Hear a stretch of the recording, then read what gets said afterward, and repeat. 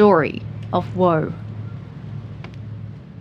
Greetings, dear ones. I am Kryon of Magnetic Service. May I say it again? God is bigger than you think. God is grand. God is good. God is magnificent. God does not think like a human. God is the creator of all things. All of this, woe knew at some level. But the specifics that he was learning became his personal discovery of self. We continue this story. And woe now finds himself again in front of his teacher, Yusha. And they greet each other, and Yusha wants to know how woe is doing. Because woe always had questions, and he of course still does. The last time they were together, Yusha told him something that also was controversial to the max. It flew in the face, as they say, of every teaching he had ever had by his spiritual organizations, by those who taught him. And it eliminated the whole idea of angels and demons, and instead put it squarely on the human being to create light or destroy it. You might remember that Yusha told him that there doesn't have to be extra entities on the planet who do things like boost you up or tear you down, that human beings are very good at both. But that Yusha also told him something else, that the planet was changing, that he was in a shift, a cycle. And this cycle is greater than you think. The cycle actually includes many planets. That's coming. That also will be discovery of self. But right now, on the planet, you're starting to see light win. And that's what he told Yusha, that there would come a time when there would be more light than dark. And you would see it first by how you treated one another. And in the past, this planet has not done well at that. But slowly over time, and especially now, you have something you'd never had. Peace for 70 years in general. No world wars in general. And suddenly you get to see the reaction of the world when something happens that seems completely inappropriate. That's new, dear ones. And this is what Yusha wanted to tell. Whoa. It's changing before your eyes. No angel came down and did this. This is humanity, starting slowly to shift in what it truly wants. If you ask any human being in any culture right now, what do you really want? Don't ask the leaders, dear ones. Don't ask the politicians.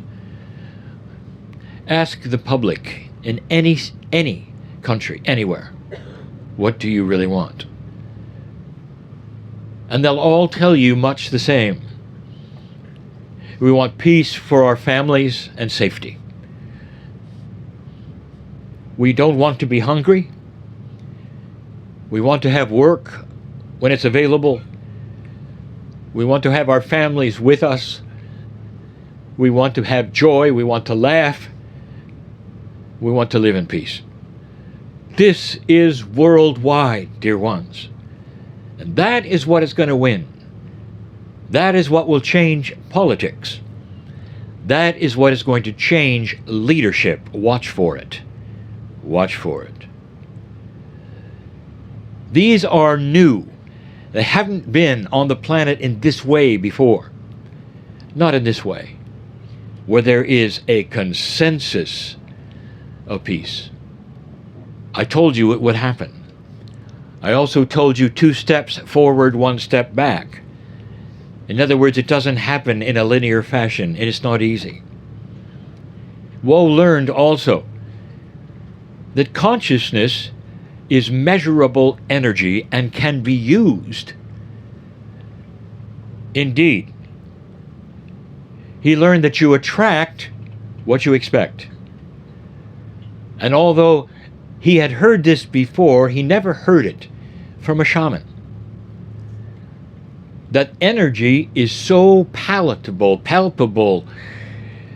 You can ingest it, you might say. You can send it, you might say. You can feel it, you might say. It's more than just energy. Consciousness has a multidimensional aspect to it. It's more than just energy. And if you have a consciousness, what you expect, you will often bring to you. Woe learned that he is not a victim of the planet. Nothing happens by chance. That all things around him work in cycles. And if he puts before himself an expectation of the things that he desires in his life that are good and honorable, he attracts them. And Woe even had proof, because he went home and saw his family again complain and verbalize what they were afraid of. And then he got to watch some of those things occur. And he realized right then that they were in a habit that they didn't even know. Woe learned that God was so much more than he had ever knew. That he'd heard this expression, made in his image, so often, and didn't know what it meant. But Yusha told him, the image is love. Humanity is made with love. That is the primary energy of creation. And then humanity has the ability to do whatever it wants with it. And it has. And you've seen it. All of the wars, all of that time over eons, all of the death, the destruction. You stand again, I tell you, on the cusp of a major shift on this planet, where disagreements don't have to turn into death. A major shift is occurring. It's the beginning of something far more permanent than you might think. You might even have an organization of peace on this planet. It's something that no one has even thought of yet. And it will occur. You'll see. Woe didn't know what possibly could be next.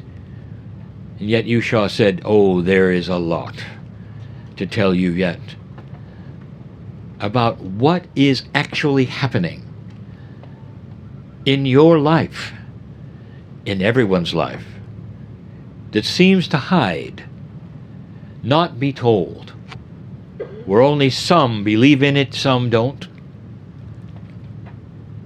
Yusha asked Woe, for the next lesson, I'm going to ask you, do you think the Creator put you here to live a few years because that's all you live?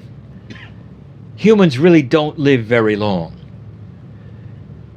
And then you go away somewhere, back to where you came from, and that was it. What they call a flash in the pan, a lifetime that comes and goes with a beautiful soul and then leaves. Does that make sense? What does that accomplish in the larger scheme of things? And Will thought about it, and he said, well, I've never thought about it. And he admitted to Yusha that this was not something he ever pondered. He never pondered, what the love process would be of God or the Creator. And so Yusha told him, your soul, I told you, is eternal. It has no beginning. It has no end. It was not created to be punished. The Egyptians They had a very interesting idea. And it's different. It's different from any religion you have on the planet today. They were aware that life is short. And even as they were alive and walking this planet, so many were preparing for the afterlife. For they had this idea that you don't die and then go to some miraculous heaven. Instead, things are similar. And that explains all of the paraphernalia you see in the tombs, the things they're going to take with them because they need them. Life continues. It just continues differently. And they continue to work. They take their boats. They take their carts. They take so many things that they can reestablish within themselves and continue another kind of life in the afterlife, but one that will be eternal. So even the Egyptians had the intuition 5,000 years ago of something today that there is not an intuition about. Today it's about punishment and reward. It doesn't have a continuing life to it. But it does. But it's here. He wanted to tell Woe that that soul of his has been on this planet in many human forms, over and over and over and over. If you took a poll on this planet right now of how many believe in past lives, almost half the earth would. You take a look at those involved in Buddhism and Hinduism and more. All of them have this as a staple of belief. And why it makes sense, dear ones, as a creation of love, is that you get to come back and come back and come back. And Yusha said, I'm about to explain the word old soul. It's like a school, Woe. Every single time you come back,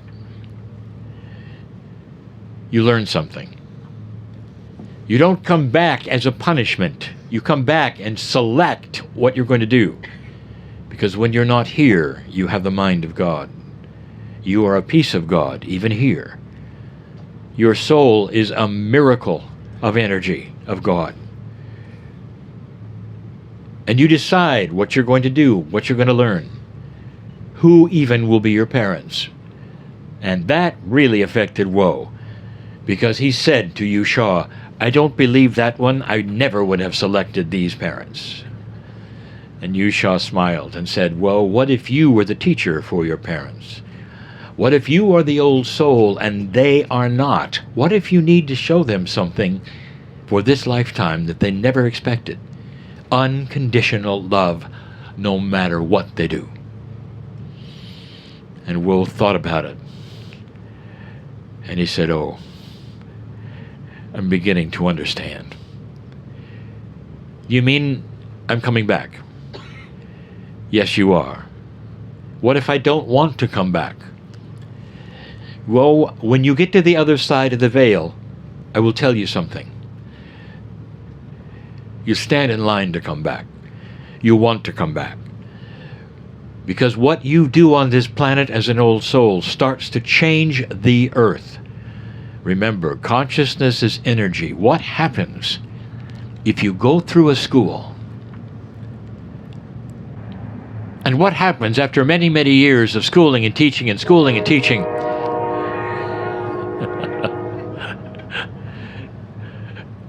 And you come back as a graduate. And there are hundreds and hundreds of graduates. Let me ask you, if you had a city that had educated itself over and over, and they were all very, very well knowledged in many, many things and knew how things worked and all, what would happen to that city? Let's say they all were graduates. That city would be very special. That city would probably not be dysfunctional because of what they have learned in that school of life. What works, what doesn't, what is love, what is not. what to do when you're in trouble. That's what's happening on the planet. More and more old souls coming back and going and coming and going and coming and back and back are creating a more compassionate population. Have you seen that in the last days? A compassionate population of the planet, where they can relate and emote love to those who they don't know.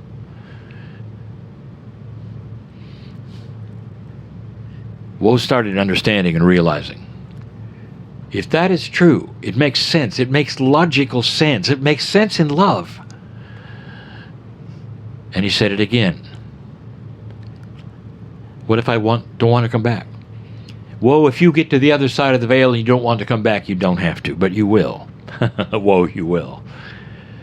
Especially now. And Woe perked up his ears at especially now.